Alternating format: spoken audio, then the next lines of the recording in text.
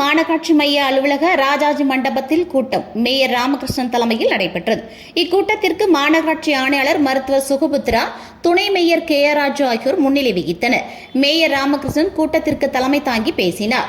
கூட்டத்தில் திருநெல்வேலி மாவட்டத்திற்கு 6/1/2025 மற்றும் 7/1/2025 ஆகிய தேதிகளில் வருகை தந்து 1304 கோடி செலவில் 23 முடிவுற்ற பணிகளை திறந்து வைத்தும் 309 கோடி செலவில் 20 புதிய திட்டப்பணிகளுக்கு அடிக்கல் நாட்டியும் பாளையங்கோட்டை காந்தி மார்க்கெட் மற்றும் நயினார்குளம் நடைபாதை பூங்காவினையும் திறந்து வைத்தமைக்கும் தமிழ்நாடு முதலமைச்சர் மு.க.ஸ்டாலின், துணை முதலமைச்சர் உதயநிதி ஸ்டாலின், உள்ளாட்சித்துறை மற்றும் திருநெல்வேலி மாவட்ட பொறுப்பு அமைச்சர் கே.என். நேரு ஆகியோருக்கு இம்மாமன்றத்தின் சார்பாக நன்றியினை தெரிவித்துக் கொள்கிறோம் என்று தெரிவித்தார்.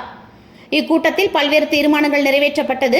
கூட்டத்திற்கு மண்டல தலைவர்கள் பிரான்சிஸ், ரேவதி, கதிஜா இக்லாம் பாசிலா, மகேஸ்வரி, நிலைக்குழு தலைவர்கள் மற்றும் மாமன்ற உறுப்பினர்கள், துணை ஆணையர் ராஜாராம், மாநகர செயற்பொறியாளர் கண்ணன், உதவி ஆணையாளர்கள் மற்றும் மாநகராட்சி அலுவலர்கள், பணியாளர்கள் கலந்து கொண்டனர்.